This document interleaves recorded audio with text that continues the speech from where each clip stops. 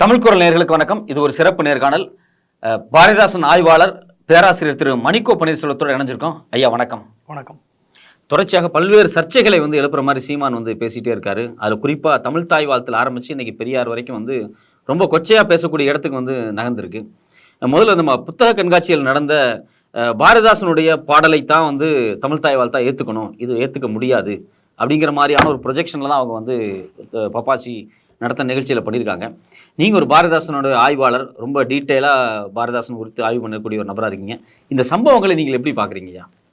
இந்த சென்னை 48வது புத்தக கண்காட்சி நூல் காட்சியில் நான் தொடர்ந்து போயிட்டு வந்துட்டுருக்கேன்.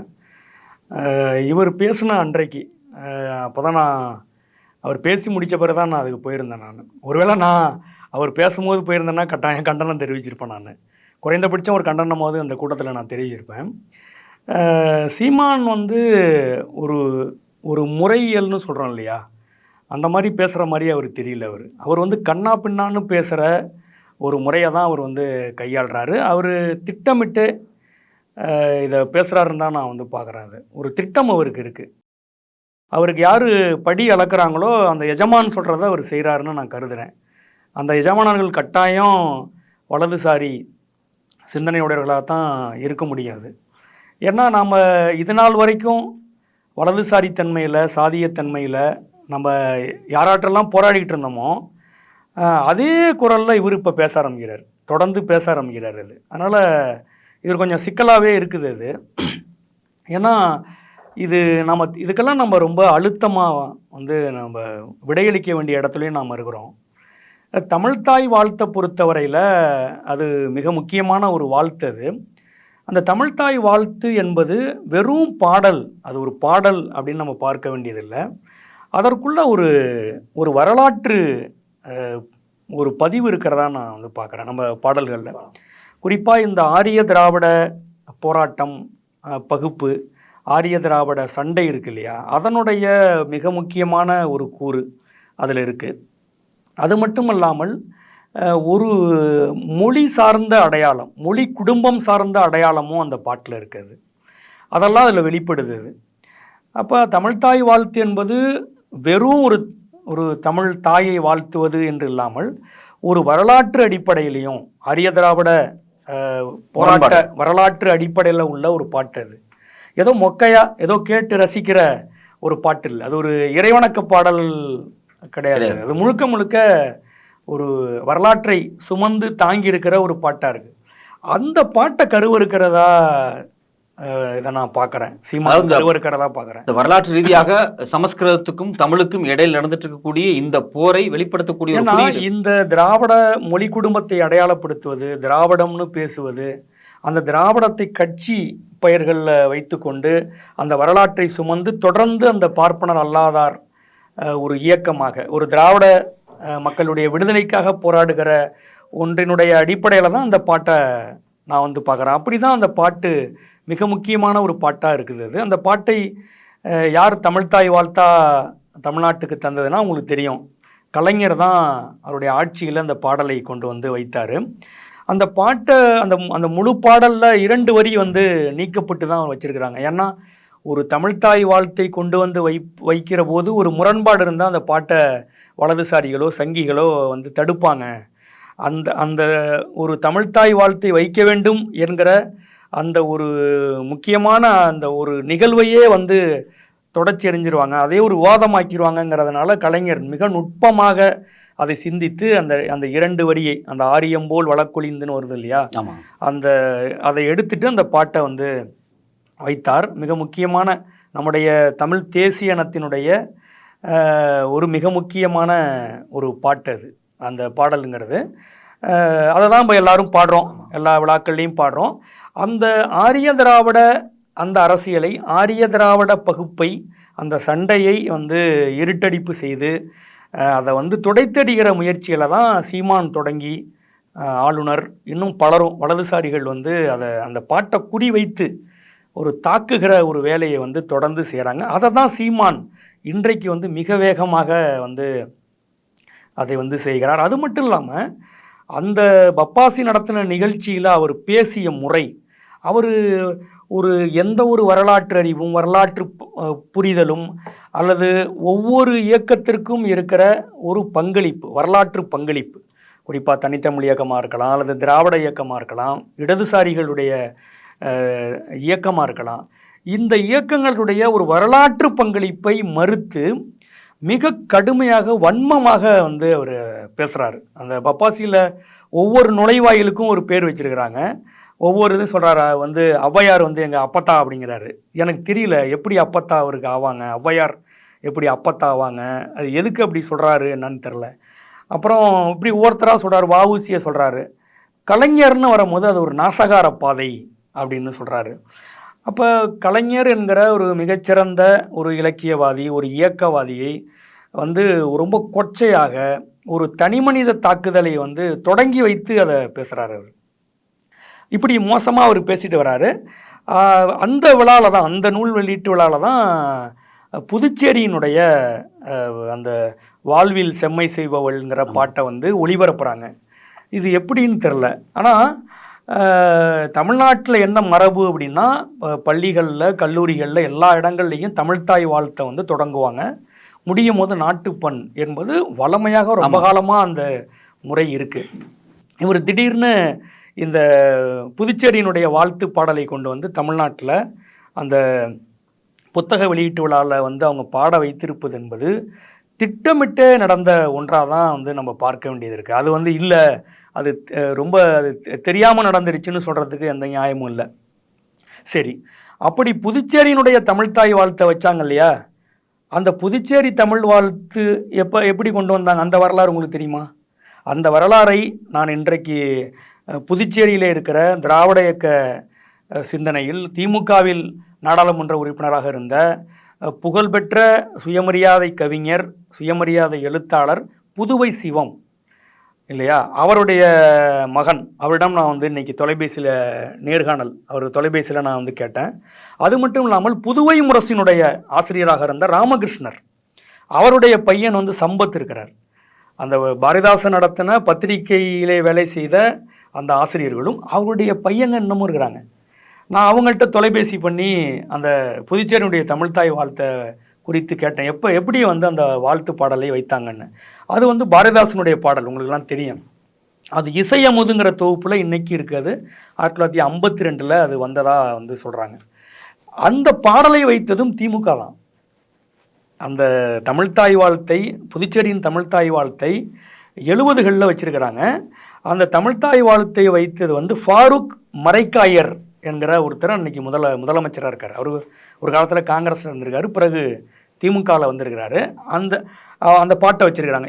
அப்போ என்ன சூழல், புதுச்சேரி சூழல் அப்படின்னா, புதுவையில் பாரதிதாசனுடைய வீட்டை வந்து அரசு வீடாக வந்து மாற்றுவது, பாரதிதாசனுக்கு விழா எடுப்பது என்கிற அடிப்படையில் பாரதிதாசன் சார்ந்து அந்த அரசு வந்து செயல்பட்டு கொண்டிருக்கிற காலத்தில் பாரதிதாசன் வந்து பெருமாள் கோயில் தெரு என்கிற பகுதிக்கு அவர் வந்து குடி வர்றாரு. அப்படி வரும்போது அந்த வீட்டில் நாடகம் போடுவது, நாடகம் நடிப்பது என்பது ஒரு வழக்கமாக இருந்திருக்கு.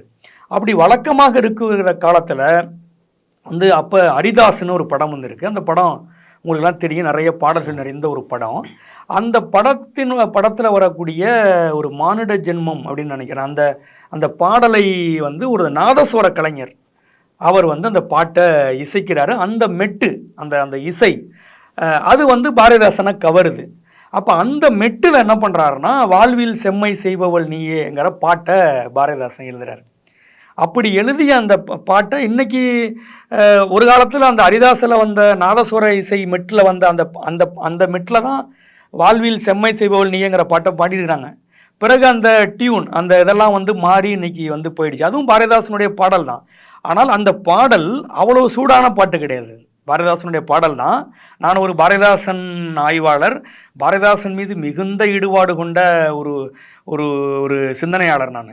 ஆனாலும் கூட அந்த பாடலை பார்க்கிற போது அவ்வளோ சூடு இருக்காது அதில். அது ஒரு ஒரு ஒரு விதமான மென்மையான பாடல் தான் அது நான் என்னடா அது 2 பாரதிதாசன் பாட்டையும் சுந்தரனார் பாட்டையும் மோத வர்றேன்னு நீங்கள் கருத வேண்டாம். அந்த பாடலில் ஒரு வரலாற்று நினைவோ அல்ல வரலாற்று நிகழ்வோ அதில் வந்து இருக்காது. அது இல்லாம நிறைய பாரதிதாசன் பாட்டு இருக்கு. பாரதிதாசன் வந்து மேடைகளில் பாட வேண்டும் என்கிற அடிப்படையில் அவர் ஏராளமான பாட்டை வந்து அவர் பாடியிருக்கார். அப்படி புதுச்சேரியில் பாரதிதாசனுடைய அன்பர்கள், பாரதிதாசனுடைய பற்றாளர்கள், புதுவை சிவம், கோவிந்தசாமி போன்றவர்கள், புதுவை சித்தன் நினைக்கிறேன் போன்றவர்கள், இவங்கெல்லாம் தான் வந்து இந்த பாரதிதாசன் பாட்டை வைக்கணும். ஏன்னா இங்கே வந்து கலைஞர், மனோன்மணியம் சுந்தரனாருடைய பாட்டை வச்சுட்டாங்க. அப்போ அதே பாடலை அங்கே வைக்கணுங்கிற அவசியம் இல்லை. நம்ம பாரதிதாசன் இந்த மண்ணில் பிறந்தவர், புதுவை மண், அதனால் இந்த பாடலை வைக்கலாம் அப்படின்னு அவங்க வந்து பேசுகிறாங்க. புதுவை சிவத்திட்டெல்லாம் போய் சொல்கிறாங்க. அது அப்படியே ஃபாரூக் மரைக்காயரிடம் வந்து சொல்லப்பட்டு அது அரசாணையெல்லாம் போட்டு அங்கே பாடுறாங்க. அது கிட்டத்தட்ட 90களில் அது வந்து அதுக்கு இசையெல்லாம் கூட்டி அது தொடர்ந்து இங்கே எப்படி தமிழ்நாட்டில் இந்த தமிழ்தாய் வாழ்த்து பாடப்படுகிறதோ அதே போல் புதுவையிலையும் பள்ளிகள்லையும் கல்லூரிகள்லையும் விழாக்களிலையும் அங்கேயும் வந்து அவங்க பாடுறாங்க.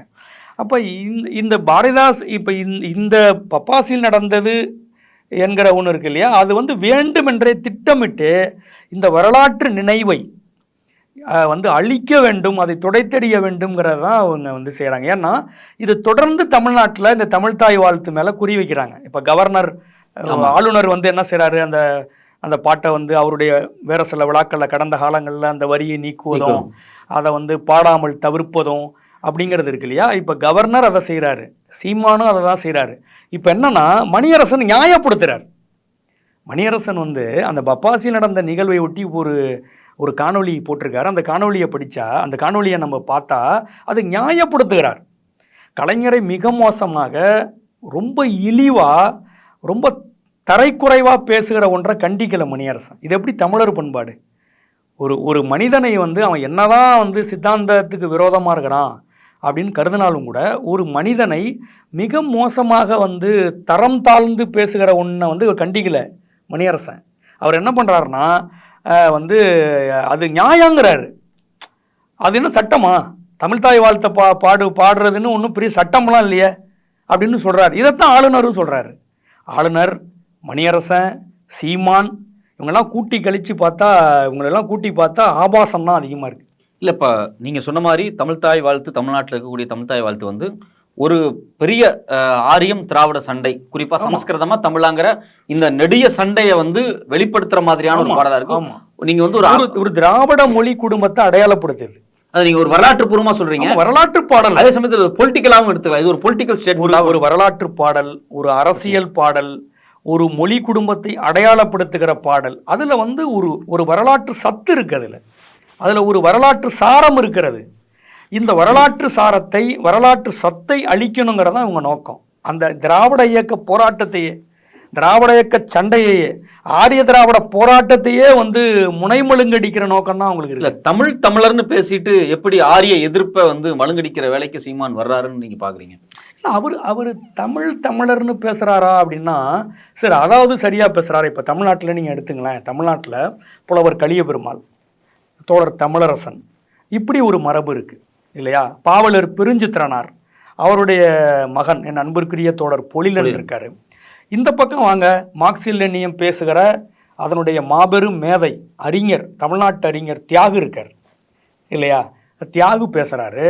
அந்த பக்கம் நீங்கள் வந்து இந்திய கம்யூனிஸ்ட் கட்சி விடுதலையிலிருந்து வந்த மக்கள் விடுதலை அப்படின்லாம் அடுத்த கட்டமாக வந்து பெயரிட்டு அழைக்கப்படுகிற அமைப்பில் வந்து செயல்பட்டு இன்றைக்கு தமிழ் தேசிய முன்னணி என்று செயல்படுகிற மீதா பாண்டியன் போன்ற தோழர்கள் எடுத்துங்க. இவங்க பேசுகிற தமிழ் தேசியம் என்பது ஒரு வரலாற்று அடிப்படையில் ஒரு மார்க்சிய லெனினியத்தை வந்து உள்வாங்கி கொண்டு தமிழ்நாட்டு சூழலில் அவர்கள் வந்து மிக சிறப்பாக வந்து அந்த மரபெல்லாம் வந்து பேசுகிறாங்க.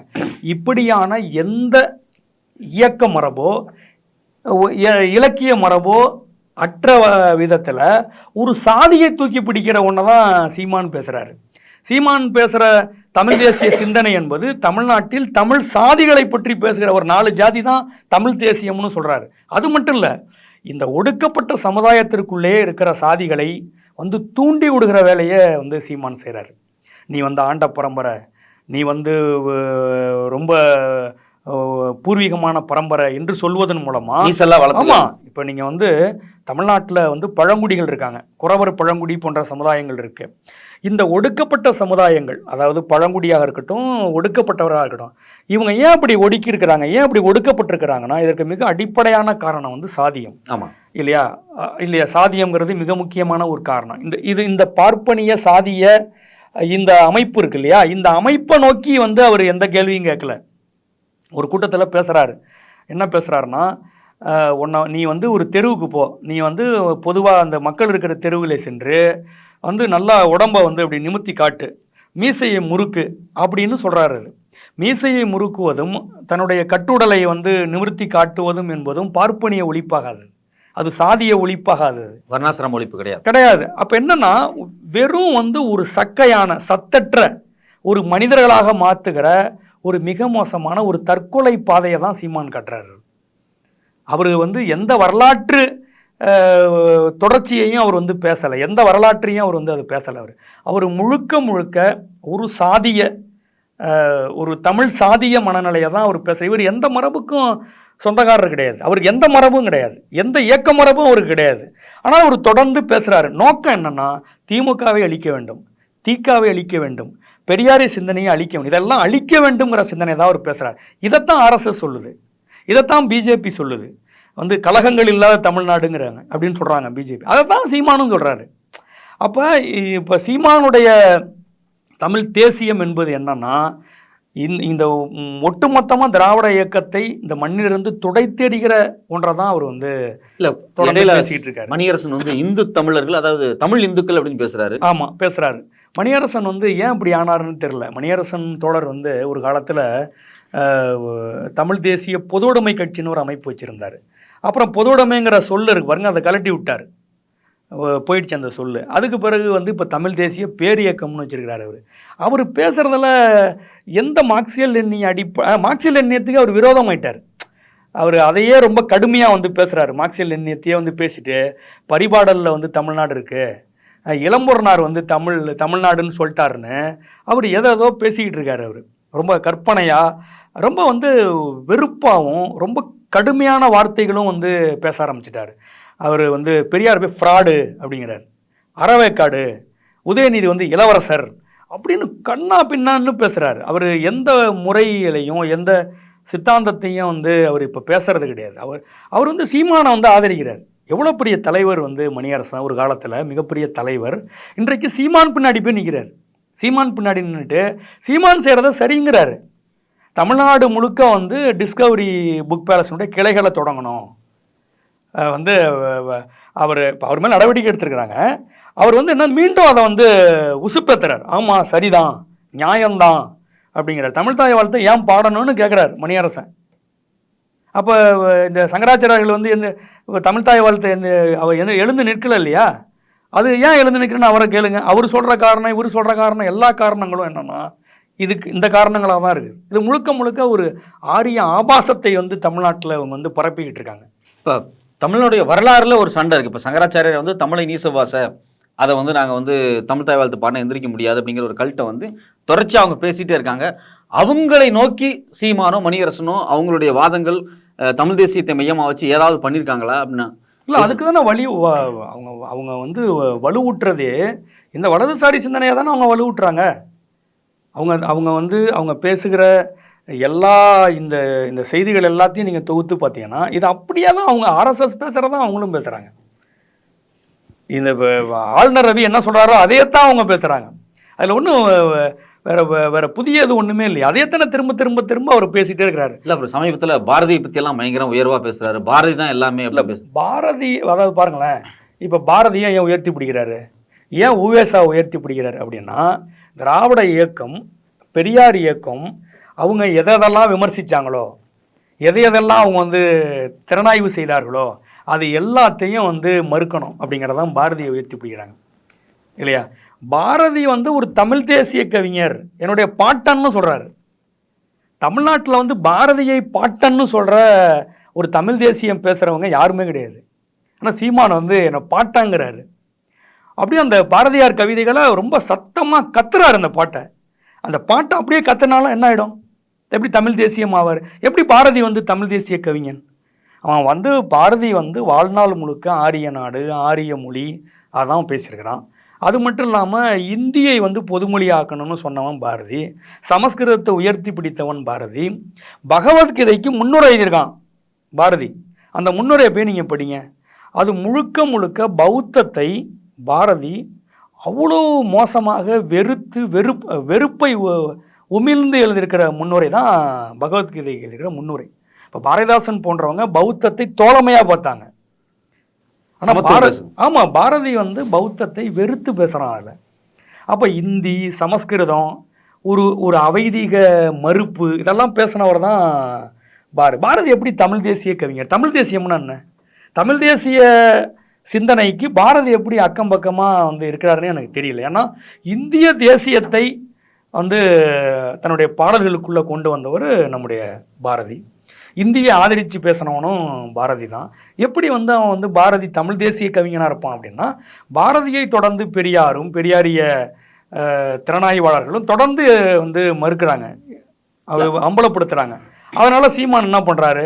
பாரதியை உயர்த்தி பிடிக்கிறாரு. இல்ல, அவருடைய கருத்துல வந்து அவர் வந்து செந்தமிழ்நாடுன்னு போதிலே பாடியிருக்காரு, யாமறிந்த மொழிகளிலே தமிழ் மொழி போல் இனிமேல் சொல்லியிருக்காரு. இல்ல, பாரதி பாட்டை அப்படி யோசிங்களேன். பாரதி வந்து செந்தமிழ்நாடுன்னு போதினு பாட்டை பாடிட்டாரு. அடுத்து என்ன? அதுக்கு அடுத்து என்ன? இப்ப செந்தமிழ்நாடுன்னு போதினில்லைன்னு ஒரு பாட்டை பாரதியார் பாடியிருக்காருன்னா பாரதிதாசனே குறிப்பிடுறான். அது ஒரு போட்டி பாடல். அது மதுரை தமிழ்ச்சங்கத்தில் நடந்த ஒரு போட்டி பாடலை அவர் வந்து எழுதினார். அவ்வளோதான், ஒரு போட்டி பாடல் அது இல்லையா? அவர் அடுத்து என்ன? அடுத்து வந்து இப்போ ரஷ்யாவை பற்றி பாடுறாரு பாரதி. ரஷ்யாவை பற்றி பாடுறாரு, ஆகா எழுந்தது பாரி யுகப்புரட்சி அப்படின்னு பாடுறாரு. அதுக்கடுத்து கட்டமாக என்ன பாரதியினுடைய நிலைப்பாடு என்ன ரஷ்யா குறித்து, ரஷ்ய புரட்சி குறித்து? ஆமாம், பார்க்கணும்ல. கால வரிசை அடிப்படையில் அடுத்தடுத்து அதனுடைய மாற்றங்களை எல்லாம் என்ன மாதிரி சொல்கிறாருன்னு பார்க்கணும் இல்லையா? ஏதோ ஒரு பாட்டு கிடைச்சிருது உங்களுக்கு, ஏதோ ஒரு பாட்டை வச்சு உருட்டுறது, ஏதோ ஒரு பாடலை வச்சுக்கிட்டு அப்படி சொன்னார் இப்படி சொன்னார்னு உருட்டுறாங்களே தவிர தொடர்ந்து கட்டங்கட்டமாக நடக்கிற ஒரு மாற்றங்களை எப்படி பேசுகிறாங்க? பாரதிதாசன் அப்படியானவர் தானே. பாரதிதாசனுடைய பாடல்கள் வந்து காலந்தோறும் அதனுடைய மாற்றங்களும் அதனுடைய வெளிப்பாடும் தெரியும் அது. ஆனால் பாரதி அப்படி இல்லை. பாரதி வந்து ஒரு தமிழ் தேசிய கவிஞன் அல்ல. பாரதி வந்து ஒரு இந்திய தேசிய கவிஞன். இந்தியா என்கிற கோணத்தில் இருந்த ஒரு கவிஞன் தான். அதையும் சீமான் தூக்கி பிடிக்கிறாருன்னா சீமானுக்கு அதான் ஓப்பா இருக்கு. பாரதிய பாட்டன்னா சீமானுக்கு பாரதி பாட்டன் தான். ஏன்னா அவர் ஆரியத்தை தானே உயர்த்தி பிடிக்கிறாரு. இப்போ சீமான் பேசும்போது ஒரு வார்த்தை சொல்றாரு, பாரதிதாசனுடைய கவிதையை தான் அவர் அடிக்கடி எடுத்து கோட் பண்ணி சொல்றாரு. அப்படின்னா, எங்க பிறந்தாலும் தமிழன் தான், இங்க பிறந்தாலும் அவன் தமிழன் இல்லைன்னா தமிழன் இல்லைங்கிற மாதிரி பாரதிதாசன் ஒரு முன்னுதாரணம் எடுத்துக்கிறாரு. இப்போ என்னன்னா, எங்கு பிறப்பினும் தமிழனே அந்த பாடல் வந்து ஒரு தமிழ்நாட்டில் பல இடங்களில் ஒளிபரப்பிருக்காங்க. மிக முக்கியமான ஒரு பாடல் அது. அந்த பாடலை நீங்கள் படித்து பார்க்கணும். அந்த பாடலை நீங்கள் படிச்சிங்கன்னா அந்த பாடலில் அந்த நடுவில் ஒரு அடி வரும். என்னன்னா, ஆரியம் கலந்தார். ஆரியம் கலக்கிறது குறித்து தான் அவர் பேசுவார். ஆரியம் கலத்தல், அப்புறம் இந்த தமிழ் நெறிமுறையை வந்து எப்படி சிதைக்குது இந்த ஆரியம், இப்படி தான் அந்த பாட்டுக்குள்ளே இருக்கும். ஆரியம் வந்து எப்படி தமிழை சிதைத்தது, ஆரியம் எப்படி தமிழ்நாட்டில் கலந்தது என்கிற அதை தான் எதிர்த்து பேசுகிறார் பாரதிதாசன். அப்படின்னா மலையாளியோ ஒரு தெலுங்கனோ அல்லது ஒரு கன்னடனோ அந்த வேலையை செஞ்சானா? இல்லை. யார் செஞ்சா? ஆரியன் தான் அதை செய்கிறான். அப்போ அந்த எங்கு பிறப்பினும் தமிழன்ங்கிற பாடல் வந்து முழுக்க ஆரியத்தை எதிர்த்து தான் அந்த பாடலை வந்து பாரதிதாசன் பாடுறாரு இல்லையா? ஆனால் இவங்க எப்படி பயன்படுத்துகிறாங்க? இன்றைக்கி வந்து சீமானாக இருக்கலாம், அல்லது மணியரசனாக இருக்கலாம், அல்லது அருகோ போன்றவங்களாக இருக்கலாம், அல்லது இன்றைக்கி இருக்கிற ஏர்போர்ட் மூர்த்தி, இன்னும் பல வலதுசாரி ஆட்கள், இவங்கெல்லாம் எதை பற்றி எதுக்கு அந்த பாட்டை பயன்படுத்துகிறாங்கன்னா, இந்த தெலுங்கனா கன்னடனா மலையாளியா என்று பிரித்து பார்க்கிற ஒரு இனவெறி அரசியலுக்கு தான் பாரதிதாசனை பயன்படுத்துகிறாங்க. பாரதிதாசனுடைய பாடல்களை, பாரதிதாசனுடைய வந்து ஆக்கங்களை என்ன செய்கிறாங்கன்னா, இவர்கள் தங்களுடைய இனவாத அரசியலுக்கு பாரதிதாசனை திரிக்கிற அல்லது தவறாக வந்து பொருள் விளக்கம் செய்கிற ஒன்றை வந்து செஞ்சுக்கிட்டு இருக்காங்க. நம்ம வந்து ரொம்ப எச்சரிக்கையாக இருக்க வேண்டியது இருக்குது இல்லையா? அது பாரதிதாசனுடைய பாடல்கள் என்பது ஒரு வரலாற்றினுடைய ஒரு வெளிப்பாடு. ஒரு வரலாற்று காலத்தை ஒன்றான் பாரதிதாசன். தமிழ் மொழி சிதைஞ்சதுக்கு சமஸ்கிருதம் காரணம், தமிழ் சமூகம் சாதி வர்ணமாக மாறியதுக்கு அந்த சனாதன தர்மம், அந்த ஆரியம் தான் காரணம் அப்படிங்கிறத குறுகியதான் சொல்ல வராருங்கிறீங்க. ஆமாம், கட்டாயம் அந்த பாடல்களை பொதுவாக பாரதிதாசன் பாடல்களை வந்து இனி வரும் தலைமுறைகள் வந்து நம்ம அதை அதனுடைய வரலாற்று சூழலை நம்ம எடுத்து சொல்லணும். இல்லைன்னா பாரதிதாசன் பாடல்களை வந்து தவறாக திரிக்கிற அல்லது தவறாக பொழிப்புரை செய்கிற காலத்தில் நம்ம வாழ்கிறோம். அப்படி தான் நடக்குது. சீமான் வந்து ஒரு மாதிரி பொழிப்புரை செய்கிறார், மணியரசன் ஒரு மாதிரி பொழிப்புரை செய்கிறார். இப்போ இவங்க என்னென்னா பாரதிதாசனை ஏன் கொண்டாடுறாங்க தெரியுமா? இது ரொம்ப வருத்தத்துக்குரிய ரொம்ப அது என்ன, பாரதிதாசன் வந்து ஒரு தமிழன். எப்படான தமிழன் இல்லை, அவர் முதலியார் இல்லையா? அது வந்து நம்ம ஜாதி, தமிழ் ஜாதி, அதனால பாரதிதாசனை கொண்டாடுறாங்க. பெரியார் கன்னடர், மற்றவங்கெல்லாம் வந்து அந்நியர் அப்படிங்கிறது நடக்கிறாங்க. ஆனால் பாரதிதாசன் வாழ்நாள் முழுக்க பெரியாரை வந்து பேசியவர், எழுதியவர், ஆக்கப்படுத்தியவர். அப்போ பெரியார் பாரதிதாசன் நெஞ்சிலிருந்து பெரியாரை வந்து ஒரு நீக்கம் செய்கிற வந்து வேலையை தான் வந்து அவங்க செய்கிறாங்க. பாரதிதாசனையும் பெரியாரையும் பிடிக்கிற ஒரு காலத்தில் நம்ம வாழ்கிறோம். அப்போ அது ரொம்ப மிக முக்கியமான ஒரு ஒரு இதாக பார்க்குறேன்ப்பா. பாரதிதாசன் அப்படி தான் கொண்டாடுறாங்க. ஒருவேளை பாரதிதாசன் வந்து அடிப்படையில் தமிழர் அல்லாதவராக இருந்து இப்படி ஒரு புரட்சிகரமாக பாடியிருந்தால் அவங்க ஒத்துப்பாங்களா? ஒத்துக்க மாட்டாங்க. பாப்பாம் பாரதி பரவாயில்ல உங்களுக்கு, பாப்பாம் பாரதி உங்களுக்கு பரவாயில்ல. ஆனால் இந்த நாட்டில் வந்து மிக தீவிரமாக வந்து மூடநம்பிக்கைகளையும் அறியாமையையும் வந்து எதிர்த்து போராடிய இவங்க சொல்கிற மாதிரி தமிழர் அல்லாத இவருடைய உழைப்பை வந்து மிக மோசமாக கொச்சைப்படுத்துகிற வேலையை இவங்க தொடங்கிட்டாங்க. இது முழுக்க இது வந்து ஒரு பார்ப்பனியத்தினுடைய ஒரு மிக முக்கியமான ஒரு வேலை தான். அது மிக மோசமான வேலை. அது இப்போ சமீபத்தில் இன்னைக்கு பேசுனதுல பார்த்தீங்க அப்படின்னா, பெரியாருக்கும் சமூக நீதிக்கு என்ன சம்பந்தம் அப்படின்னு கேட்குறாரு. பெரியார் வந்து அவர் வந்து அம்மாவோடையோ சகோதரியோட உடலுறவு கொள்ளுங்க காம இச்சை வந்தான்னு சொன்னான்னு ஒரு வார்த்தை சொல்றாரு. ஆதாரம் கேட்டால் தரமாட்டேங்கிறாரு. ஆனால் இது மாதிரியான பேச்சுக்கள் இதெல்லாம் பெரியாரை எதிரியாவே டிக்ளேர் பண்ணுறாரு அவர். இல்லை, அது நல்லா தெரியுது. அது அதாவது ஒரு இலைமறை காய்மறையாக கொஞ்சம் பேசிகிட்டு இருந்தாங்க, அப்புறம் ஒன்றெண்டா கொஞ்சம் வெளிப்படையாக பேசினாங்க. இப்போ வந்து பூனை நல்லா வெளியில் வந்துருச்சு. இவங்க வந்து இப்போ முழுக்கவே வந்து ஒரு ஆர்எஸ்எஸ், பிஜேபி, வலதுசாரிகள், சாதியவாதிகள் அல்லது பெரியார் ஒவ்வாமைவாதிகள் இருக்காங்கல்ல, அவெல்லாம் பேசுவாங்கல்ல, இப்போ அதே மாதிரி அவங்க வந்துட்டாங்க வெளியில். இப்போ நல்லா நமக்கு தெரிஞ்சிருச்சு அவங்க எந்த இடத்துல இருக்காங்க. அதாவது பெரியாரை வந்து இவ்வளோ மோசமாக வந்து இழிவுபடுத்துகிற வேலையை சீமான் செய்கிறார். ரொம்ப தப்பான ஒரு முன்னுதாரணத்தை இளைஞர்களுக்கு வழங்குறாரு. பெரியார் இப்படி சொன்னாருங்கிறதுக்கு எந்த சான்றும் கிடையாது, சான்றுகளே கிடையாது. ஒவ்வொரு முறையும் சீமான் செய்கிற வேலை என்னென்னா ஹிட்லரை வந்து பேசுகிறார். அவர் வந்து ஒரு பஞ்சிங்காக பேசுவார், பார்த்துறீங்களா? எப்போ பார்த்தாலும் பஞ்சிங் தான். அவர் முதல் நாளே மனப்பாடம் பண்ணிட்டு வந்துடுறாரு பஞ்சிங்கெல்லாம். ஹிட்லரை வந்து பேசுவார், ஹிட்லர் சொன்னான் அப்படிம்பார். அப்புறம் பசுமன் முத்துராமலிங்கனார் சொன்னார் அப்படிம்பார். ஏன்னா ஹிட்லரு, பசுமன் முத்துராமலிங்கனார் இப்படியான மேற்கோள்களை அவர் பயன்படுத்துகிறாரு. இவர்கள் மேற்கோளை யாரும் பயன்படுத்தி நான் பார்த்ததே இல்லை. தமிழ் சமூகத்தில் வந்து இருக்கிற ஆய்வாளர்களோ தமிழ் சமூகத்தில் மிகப்பெரிய மேடைகளிலே வந்து நல்லா தீவிரமாக பேசுகிற எந்த ஒரு பேச்சாளர் ஹிட்லரை போய் மேற்கோள் காமிச்சது கிடையாது. ஹிட்லரை வந்து கடுமையாக விமர்சிச்சிருப்பாங்க, ஹிட்லருடைய பாசிச கொள்கையை வந்து விமர்சிச்சிருப்பாங்க. ஹிட்லருடைய மேற்கோளை வைத்து பிரச்சாரம் பண்ணவன் சீமான் மட்டும்தான். அதே மாதிரி பசுமன் முத்துராமலிங்கர் வந்து என்ன ஒரு தத்துவவாதின்னு தெரில, என்ன சிந்தனை, அவருடைய மேற்கோளை பயன்படுத்துகிறாரு. அப்போ ஹிட்லர், பசுமன்னார் இவர்கள் மேற்கோளை பயன்படுத்தி பேசுகிற அளவுக்கு வந்து இன்றைக்கி தமிழ்நாட்டில் தமிழ் பேச்சில், தமிழ் சொற்பொழிவில் அல்ல தமிழ் ஆய்வில் பஞ்சம் வந்துருச்சா? என்ன மேற்கோள் காட்டுறாரு அவர்? அப்போ முழுக்க திராவிட இயக்க பேச்சை, திராவிட இயக்க சிந்தனையை வந்து மறுக்கிறதுக்காக தான் இவர் வேறு வகையில் வேறு வண்ணங்களெல்லாம் எடுத்துகிட்டு வந்து பேசுகிற ஒரு வேலையை செய்கிறாரு. இவர் பேசுகிறது பொய், மோசடி, மிக திட்டமிட்டு ஒரு கலகத்தை விளைவிக்க வேண்டும் தான் வந்து சீமான் போராட்டத்துல எல்லாம். சீமான் எங்கெல்லாம் போகிறாரோ அங்கெல்லாம் பெரியாருக்கு எதிராகவும் கலைஞருக்கு எதிராகவும் ஒரு மிகப்பெரிய வன்மத்தை வந்து தூண்டுறாங்க. இதை தான் ஆர்எஸ்எஸ்காரவங்க செய்கிறாங்க. போராட்டத்திலலாம் இஸ்லாமியரை பற்றி பேசுறது, போராட்டத்திலலாம் வந்து மிக மோசமாக திராவிட இயக்கத்தை பேசுறது. ஏன்னா அவங்க நோக்கம் என்னன்னா கலவரம் செய்து தமிழ்நாட்டில் வந்து இயக்கத்தை வளர்க்க வேண்டும் என்கிற ஒன்றை செய்வது ஆர்எஸ்எஸ் இயக்கம். அதைத்தான் சீமான் செய்கிறார். இப்போ அதுதான் இப்போ ரொம்ப அதிகரிச்சிருக்குது. இவ்வளவு வன்மமாக இவ்வளவு மோசமாக பேசுகிற சீமான் இந்த வலதுசாரிகள் செய்கிற அதே உத்தியை தான் வந்து இவரும் கையாளுற. இப்போ நம்ம தோழர் ராமகிருஷ்ணன் வந்து வீட்டுக்கு நான் அவரை போய் பார்க்க போகிறேன், சந்திக்க போகிறேன், சந்தித்து பேசுகிறேன் அப்படிங்கிற மாதிரிலாம் வலைவலி வந்து போடுறாங்க. இப்போ சீமான் எப்படின்னா இன்னொரு இடத்தையும் நம்ம வந்து தவற விட்டுறக்கூடாது. இன்னொரு மணியரசன் வந்து இப்படி பேசலையே தவிர அவர் தொடர்ந்து இதை தான் பேசுகிறார். அவர் மணியரசனும் இதை தான் பேசுகிறார் இல்லையா? அப்போ மணியரசன் சீமான் என்கிற 2 நபர்கள் தொடர்ந்து மிக மோசமாக தமிழ்நாட்டில் பேசிக்கிட்டு வர்றாங்க. இது வந்து ஒரு ஒரு தமிழ் பாசிசத்தினுடைய இரட்டையர்களாக இவங்க வந்து செயல்படுறாங்க. இல்ல, மிக மோசம். பேருக்கு பின்னாடி சாதியை வந்து எடுத்ததே வந்து யார் தமிழன்னு தெரியக்கூடாது அப்படிங்கிறக்காக தான் அப்படின்னு சொல்றாங்க. இல்லை, சாதி பட்டம் போட்டுக்கிறது மிகப்பெரிய கேவலம். அது வந்து ஒடுக்குமுறை. அதில் எந்த மறுப்பும் கிடையாது, மாற்றம் கிடையாது. இவங்க குடின்னு அந்த பட்டத்தை போட்டாலும் சரி, ஜாதின்னு போட்டாலும் ஒரு ஒரு ஒரு மனிதன் வந்து தான் பேருக்கு பின்னாடி பட்டம் போட்டுக்கலாம்.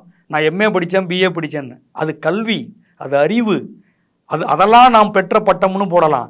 நான் இன்ன சாதி, நான் இன்ன குடின்னு போடுறதுல என்ன இருக்குது? ஒன்றுமே கிடையாது.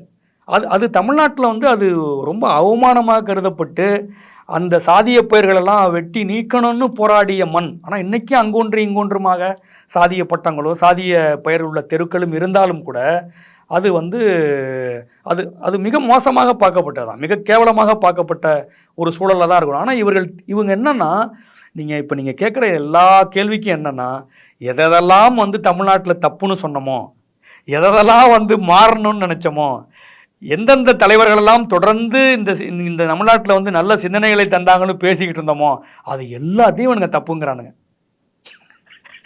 இவர்கள் எல்லாத்தையும் வந்து தப்பு, தவறு.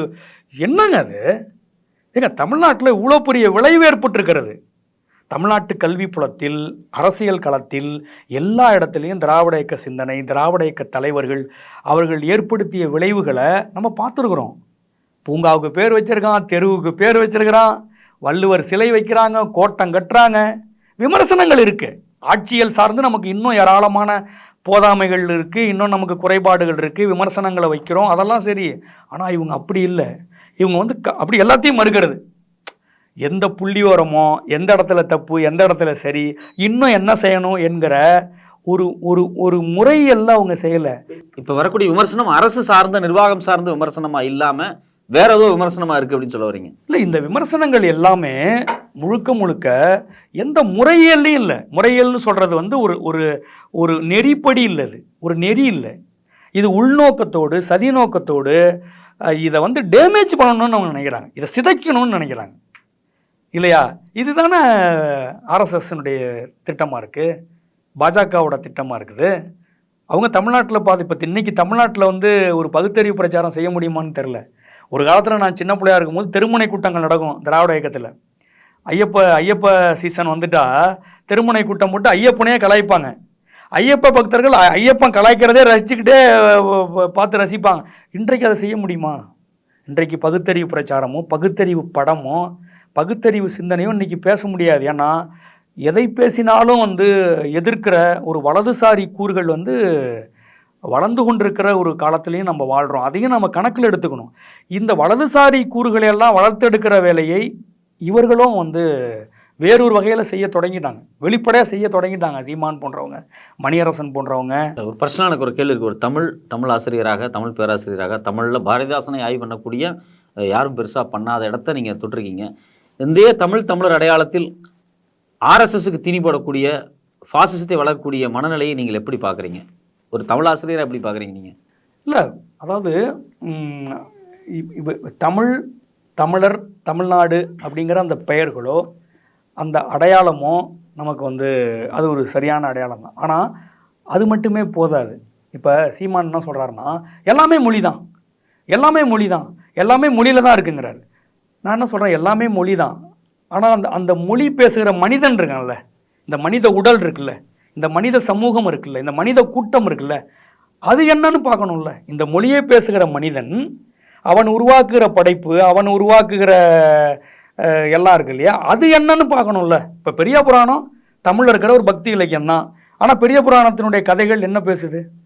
அதில் வர கதைகள்லாம் என்ன சொல்லுது? பெண்களை பற்றி என்ன பேசுது? அது வந்து பிள்ளைக்கறி கேட்டதும், வந்து மனைவியை வந்து அடுத்தவனுக்கு கூட்டி அந்த வார்த்தையை சொல்ல. இப்போ இது மாதிரியான கதைகள் தானே இருக்குது. அப்போ ரொம்ப இப்போ கம்பராமாயணம் இருக்குது. கம்பர் வந்து ஒரு சொல்லின் செல்வர். ரொம்ப ரொம்ப அதனுடைய சொற்கள் அதில் வரதான் ரொம்ப அழகாக தான் இருக்குது. ஆனால் அதனுடைய மையம் என்ன? அதனுடைய மையம் என்ன?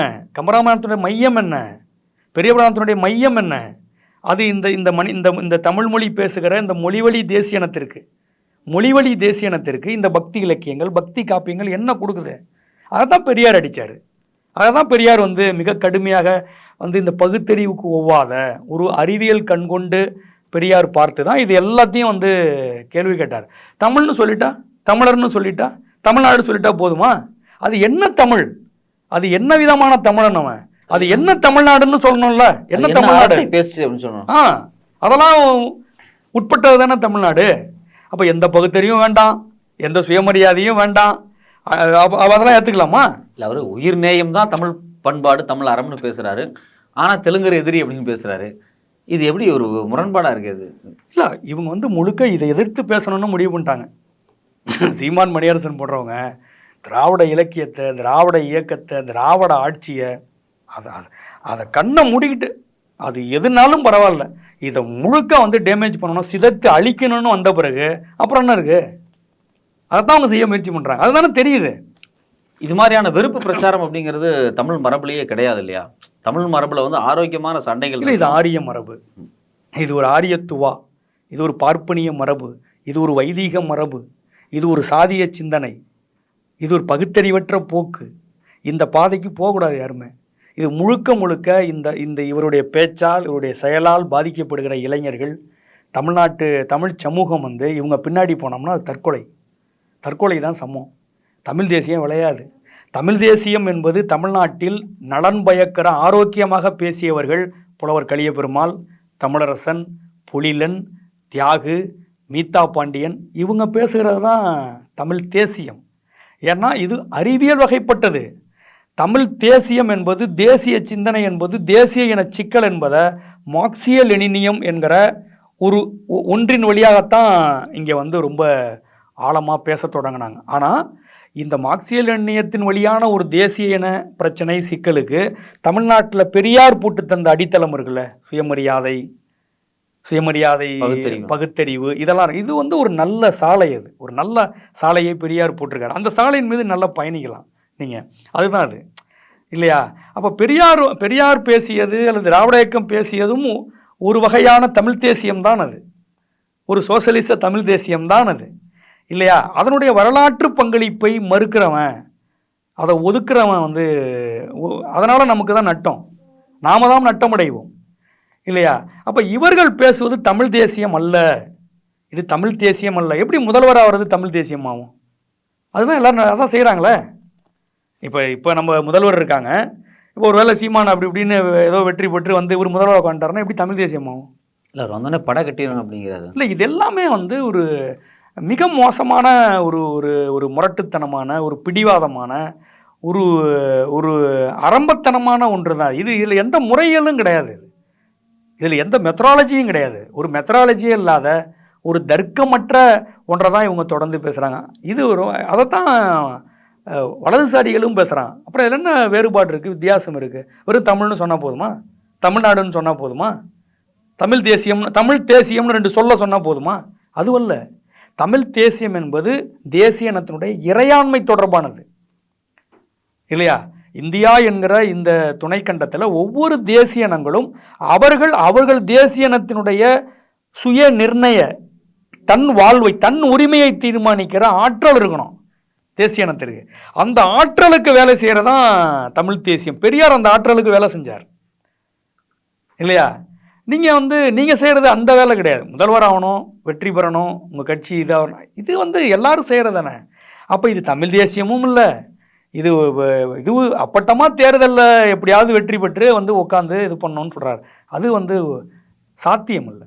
அது ஒரு இயல்பாக, அது ஒரு இயல்பமையே கிடையாது இல்லையா? அது முழுக்க சீமான் மணியரசன் செய்வது இங்கே இருக்கிற இந்த சமூக நீதி அரசை, சமூக நீதி திராவிட இயக்கத்தை தொடைத்தெறிய வேண்டும் என்கிற ஒன்றை தான் செய்கிறாங்க. இது வந்து தமிழ் மரபு இல்லை, இது ஒரு ஆரிய மரபு, இது ஒரு வைதீக மரபு. தொடர்ச்சியாக பல்வேறு கருத்துக்களை வந்து ரொம்ப விரிவாக சித்தாந்த ரீதியாகவும் சரி, தகவலின் அடிப்படையிலும் சரி ரொம்ப க்ளீனாக எங்களோட உரையாடினீங்க. உங்களோட உரையாடலுக்கு ரொம்ப நன்றி தோழர். வணக்கம்.